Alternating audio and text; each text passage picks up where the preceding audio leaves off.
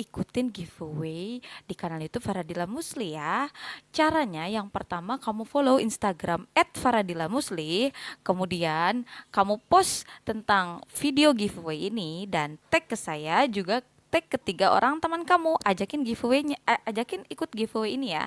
Yang ketiga kamu subscribe kanal YouTube Faradila Musli, dan terakhir kamu ikutin semua videonya sampai habis, karena nanti di akhir periode di awal bulan Juli akan ada kuis. Siapa yang jawab paling cepat dan tepat akan dapat hadiahnya. Halo, hai semuanya, selamat datang di kanal YouTube Faradila Musli. Oke teman-teman, balik lagi di rubrik ngeleseh, ngobrolin semua hal sampai yang paling receh. Nah, kali ini temanya adalah gentle bird. Mungkin banyak dari teman-teman atau para ibu muda atau sekarang para perempuan, teman-teman mungkin yang lagi hamil, banyak dengar istilah tentang gentle bird ini dan pengen banget melahirkan secara gentle. Nah, ini teman-teman tepat banget mampir di kanal YouTube saya, karena saya akan bahas beberapa hal yang harus dipersiapkan untuk dapat bersalin secara gentle. Nah, gentle bird sendiri itu apa sih? Nah, kalau saya baca itu gentle bird itu adalah suatu proses persalinan yang nyaman, alami, dan minim banget sama trauma. Nah, siapa yang nggak kepengen kan? Tentu teman-teman yang saat ini lagi persiapan persalinan pengen banget kan mengalami persalinan yang kayak gitu. Nah, untuk dapat melalui persalinan yang nyaman, alami ini atau secara gentle ini, ada beberapa hal yang teman-teman harus persiapkan ya. Nah, tapi sebelumnya mungkin di antara teman-teman ada yang pernah mengalami, kalau misalnya ini anak kedua atau ketiga, mengalami yang namanya trauma persalinan. Nah, itu seperti saya di persalinan anak pertama, karena saya harus mengalami beberapa tindakan medis, dari mulai induksi itu kan sakit ya. Jadi kata yang pernah mengalami induksi termasuk saya, itu induksi itu mules, tapi mulesnya ditambah-tambah lagi berkali-kali lipat dari mules yang biasa atau kontraksi biasa. Terus saya harus di ILA itu in labor of anesthesia, jadi semacam bius gitu, bius anestesi. Terus saya juga harus mengalami episiotomi. Episiotomi itu tindakan pengguntingan di area perineum. Kemudian bayi saya harus divakum. Kemudian ketika kontrol ulang, saya harus mengalami yang namanya jahit ulang. Nah, itu trauma persalinan di anak pertama itu yang membuat saya kepengen banget nih melahirkan secara nyaman dan alami atau gentle di persalinan anak kedua. Makanya itu saya benar-benar banyak baca, nonton YouTube ya, maksudnya nonton YouTube yang tentang gentle bird itu deh. Nah, alhasil ini beberapa tips atau pengalaman yang udah saya lalui ya untuk mendapatkan persalinan yang gentle ini. Pertama, tentunya kita harus mempersiapkan orang-orang yang terlibat di dalam persalinan ini. Yang pertama yaitu ibunya sendiri. Nah, ibunya sendiri itu harus berdaya. Berdayanya itu maksudnya gini, gak boleh males ya, harus banyak baca, harus banyak nonton YouTube yang berkenaan dengan gentle bird itu. Nah, persiapannya itu apa aja, harus banyak dibaca gitu, jangan malas. Nah, yang kedua itu dari support system, biasanya itu keluarga ya, bisa suami, bisa orang tua, bisa anggota keluarga yang lain, misalnya anak yang nomor 1, anak yang nomor 2. Nah, yang ketiga itu adalah provider atau penyedia layanan bersalin ya, bisa puskesmas, bisa praktik bidan mandiri, bisa rumah sakit.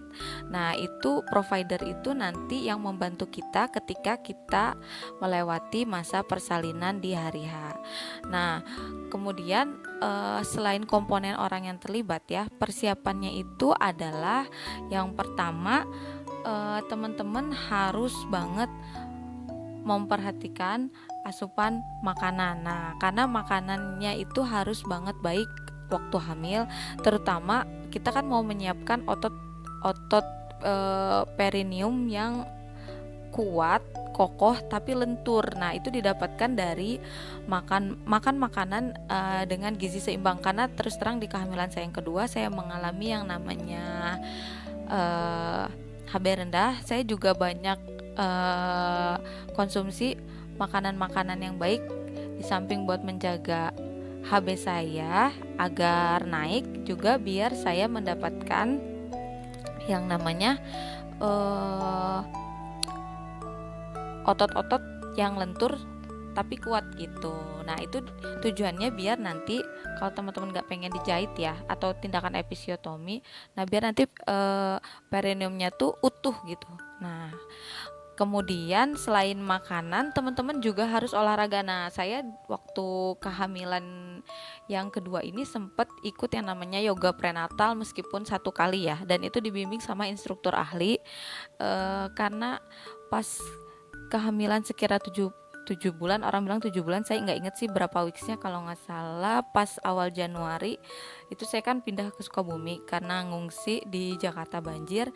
Nah, saya cari provider atau instruktur yang bisa bimbing buat senam hamil atau prenatal yoga ya, yoga kehamilan. Nah, itu saya dapat di daerah Cidahu atau Cicurug. Nah, dia tuh orangnya baik, sabar, ramah, bidan ya, dulunya kerja di Rumah Sakit Hermina Depok, tapi kemudian resign karena harus ikut suami kerja, akhirnya dia buka privat gitu. Nah, belum bisa apa, Bu bidannya datang ke tempat kita, tapi kita harus datang ke tempat Bu bidan karena dia juga masih punya dede bayi kecil gitu, namanya bidan mini.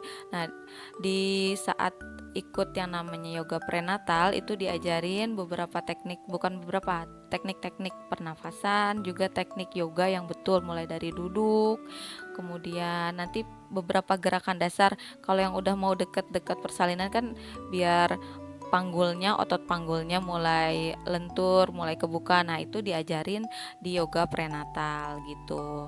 Nah, setelah saya ikut yoga prenatal sama bidan mini itu, saya dikasih beberapa link buat ngulang atau repetisi gerakan yang bisa dilakukan sendiri di rumah. Nah, dan Bu bidan itu baik banget, soalnya beberapa kali saya nanya terus konsultasi tentang Bu bidan ini selalu dijawab gitu. Nah, ini kalau teman-teman yang lagi cari instruktur prenatal yoga di daerah Kabupaten Sukabumi, itu ada di Cidahu, namanya Bu bidan mini. Ini nanti saya kasih kontaknya ya.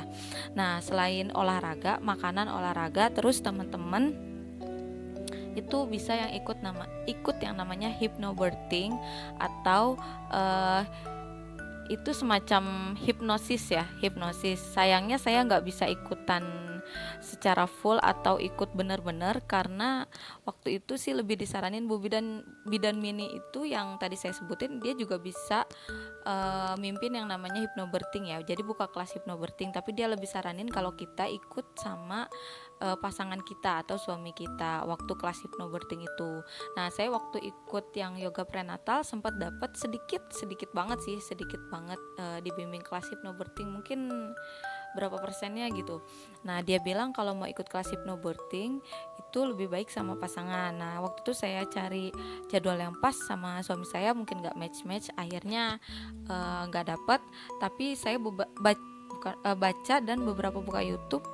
Intinya sih hipnosis itu kayak memasukkan afirmasi positif ke dalam diri kita. Jadi apa yang kita mau saat persalinan nanti. Nah, contohnya kayak saya kan pengen bayi saya meluncur dengan mudah, perineum saya utuh, lentur, kuat, saya nyaman, saya tenang, begitu, kayak gitu. Nah, itu dimasukkan terus, diulang-ulang setiap hari gitu. Semakin awal memasukkan afirmasi positif ini semakin baik gitu kan, karena itu bakalan masuk ke alam bawah sadar kita, dan secara nggak langsung itu bakalan kerekam terus gitu aja gitu, mengalir gitu aja. Nah, kayak saya gitu, terbukti saat di persalinan kedua saya nggak di episiotomi atau digunting, juga perineum saya nggak robek karena perineum saya utuh, lentur gitu. Nah, itu alhamdulillah banget. Mungkin salah satunya karena saya sering mengafirmasi positif itu gitu.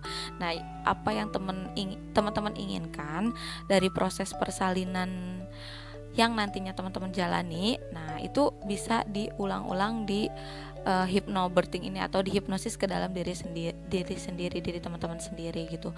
Nah, banyak yang pakai hypnobirthing ini bilang waktu melahirkan atau bersalin itu nggak sakit, karena mungkin pikirannya itu udah keisi dengan sugesti-sugesti yang positif. Kan sebelumnya kita kayak misalnya saya sebelumnya ada trauma persalinan yang pertama, mikir waduh bersalin tuh bakalan sakit, bakalan mengerikan, bakalan perih, bakalan berdarah-darah, DLL ya. Nah, itu waktu ikut hypnobirthing atau kita masukkan hipnosis atau afirmasi positif tadi, semua sugesti-sugesti yang tadinya negatif bakal keganti dengan sugesti yang positif gitu. Sorry, mungkin ada suara motor. Nah, itu di depan rumah. Secara nggak langsung itu bakalan langsung masuk ke alam bawah sadar kita, dan akhirnya kita bakalan kayak saya nyaman menghadapi persalinan gitu, nggak teriak-teriak gitu sih. Menurut saya hypnobirthing, kalau misalnya di daerah teman-teman ada yang buka kelasnya, ikut deh, soalnya itu worth it banget sih buat diikuti. Kalau saya punya kesempatan pasti saya milih bakalan ikutan gitu. Nah, selain hypnobirthing, ini penting banget. Tadi kan makanan, olahraganya tadi yoga, terus hypnobirthing, terus teman-teman itu harus latihan nafas. Nah, kalau saya waktu itu nonton YouTube-nya Bidan Neni, kalau nggak salah, itu di daerah Kalimantan.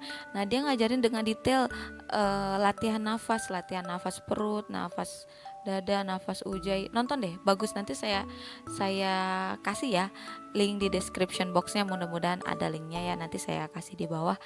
Nah, itu berguna banget buat teman-teman saat menghadapi kontraksi dan pas persalinan itu gitu.